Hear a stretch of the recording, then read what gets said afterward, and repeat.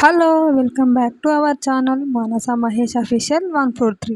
So ఈరోజు మన వీడియోలో special meal maker masala curry ఎలా చేసుకోవాలో చూసేద్దాం.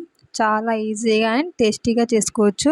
ఇది నాన్ వెజ్ తినని వాళ్ళకి కూడా చాలా బాగుంటుంది. అలాగే రైస్లో కానీ చపాతీలో కానీ ఈ రెసిపీ అయితే చాలా బాగుంటుంది. సో రెసిపీలోకి వెళ్ళిపోదాం. ముందే ఒక కప్పు మిల్ మేకర్ని తీసుకొని వేడిగా ఉన్న వాటర్లో వేసేసుకోవాలి. సో ఇలా మొత్తం వాటిని వాటర్లో మొత్తం డిప్ చేసుకోవాలి. మరీ మెత్తగా కాకుండా చూసుకోవాలి వీటిని. సో తర్వాత అందులో ఉన్న వేడి వాటర్ మొత్తం తీసేసి కొద్దిగా కూల్ వాటర్ని యాడ్ చేసుకోవాలి. కూల్ వాటర్ యాడ్ చేసుకున్న తర్వాత మనం చేతితో కానీ లేదా ఒక జాలి లాంటి దాంట్లో వేసుకొని కూడా మనం ఈ వాటర్ మొత్తం రిమూవ్ చేసుకోవచ్చు. ఇలా వాటర్ అనేది లేకుండా మొత్తాన్ని ప్రెస్ చేసి వాటర్ మొత్తాన్ని తీసి పక్కన పెట్టేసుకోవాలి. చూడండి, ఇలా వాటర్ అన్నీ తీసేసుకోవాలి. ఒక కడాయి పెట్టుకొని అందులో కొద్దిగా ఆయిల్ వేసి 1 స్పూన్ ఆయిల్ వేయండి. ఈ మిల్ మేకర్ని అందులో వేసి దీంట్లో ఉన్న పచ్చివాసన అనేది పోయే వరకు మనం లైట్గా మంటని మీడియం ఫ్లేమ్లో పెట్టుకొని ఫ్రై చేసుకోవాలి. అలాగే ఇందులో కొద్దిగా చిటికెడంత పసుపుని యాడ్ చేయండి. పసుపు ఎక్కువగా యాడ్ చేయకండి, స్మెల్ వస్తుంది కదా. సో కొద్దిగా పసుపుని యాడ్ చేసి వీటిని మీడియం ఫ్లేమ్లో పెట్టుకొని ఫ్రై చేసుకోవాలి. సో ఈ ఫైనల్గా ఇవైతే ఫ్రై అయిపోయాయి.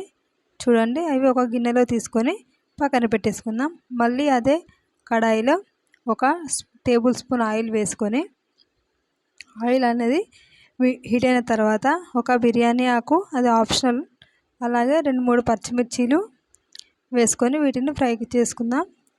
తర్వాత ఒక ఉల్లిగడ్డను కూడా కొంచెం మీడియం సైజులో సన్నగా కట్ చేసుకొని వాటిని కూడా వేసుకొని కొద్దిగా ఫ్రై చేసుకున్నాం. తర్వాత 1 లేదా 2 టమాటాలను చిన్నగా కట్ చేసుకొని అందులో వేసుకోవాలి. తర్వాత ఒక 4-5 ఎల్లిపాయలను అలాగే కొద్దిగా చింతపండు యాడ్ చేసుకొని మొత్తాన్ని మెత్తగా కుక్ అయ్యే వరకు కుక్ అవ్వనివ్వాలి. సో చూడండి, ఇలా మెత్తగా కుక్ అయిన తర్వాత మనం ఒక మిక్సీ జార్లోకి తీసుకొని దీన్ని పేస్ట్లా చేసుకోవాలి. చూడండి, ఇలా మెత్తగా పేస్ట్లా చేసుకొని పక్కన పెట్టేసుకుందాం. మళ్ళీ అదే కడాయిలో 2 టేబుల్ స్పూన్ల ఆయిల్ వేసుకుందాం. ఆయిల్ హీట్ అయిన తర్వాత హోల్ గరం మసాలా ఉంటుంది కదా, సో దాన్ని వేసుకొని తర్వాత 2-3 పచ్చిమిర్చీలు, ఒక బిర్యానీ ఆకు, సన్నగా తరిగిన ఉల్లిపాయల్ని కూడా వేసుకొని వీటి మొత్తాన్ని గోల్డెన్ బ్రౌన్ కలర్ వచ్చే వరకు ఫ్రై చేసుకుందాం. మంటని మీడియం ఫ్లేమ్లో పెట్టి చేసుకోండి. సో ఇది ఇలా అయిన తర్వాత మనం ముందే పేస్ట్ చేసి పెట్టుకున్న ఉల్లిపాయ, టమాటా అవన్నీ పేస్ట్ ఉన్నాం కదా, సో ఆ పేస్ట్ని కూడా ఇందులో యాడ్ చేసుకుందాం. మంటని మీడియం ఫ్లేమ్లో పెట్టుకొని చేసుకోండి, లేదంటే ఆ పేస్ట్ అనేది అడుగంటే ఛాన్స్ ఉంటుంది కాబట్టి. సో ఇలా కలుపుతూ ఇందులో ఉన్న ఆయిల్ అనేది పైకి వచ్చే వరకు మనం దీన్ని బాగా కుక్ చేసుకోవాలి. సో ఆల్మోస్ట్ కుక్ అయిపోయింది. తర్వాత ఇందులోకి కొద్దిగా కారం, మీ టేస్ట్కి సరిపడా కారం, అలాగే టేస్ట్కి సరిపడా ఉప్పు, అలాగే జీలకర్ర పొడి, అదే జీలకర్ర మెంతుల పొడి ఉంటుంది కదా, సో అది, అలాగే కొద్దిగా ధనియాల పొడిని, అలాగే హోల్ గరం మసాలా ఉంటే గరం మసాలాని కూడా యాడ్ చేసుకోండి.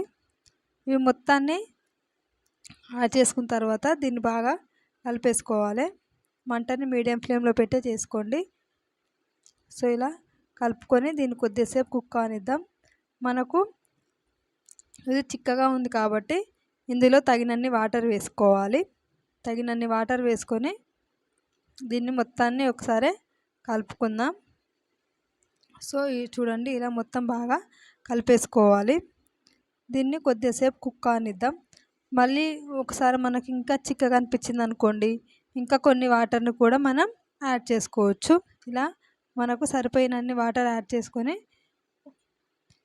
దీన్ని మొత్తాన్ని కలిపేసుకోవాలి. సో కొద్దిగా వాటర్ అనేది వేడి కానిద్దాం.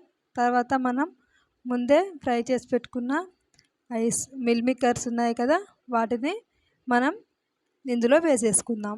సో చూడండి, ఇందులో వేసుకొని మొత్తాన్ని ఒకసారి బాగా కలిపేసుకోవాలి. ఇలా మొత్తం అందులో డిప్ అయ్యే వరకు కలిపేసుకొని దీనిపై ఒక మూతను పెట్టేసుకుందాం. మూతను పెట్టేసుకొని ఒక 5 మినిట్స్ వరకు కుక్ అయిన తర్వాత చూడండి ఆల్మోస్ట్ మన కర్రీ అయితే రెడీ అయిపోయింది. కొత్తిమీర ఉంటే కొత్తిమీరతోనే దీన్ని గార్నిష్ చేసుకుంటే మన మిల్ మేకర్ కర్రీ రెడీ.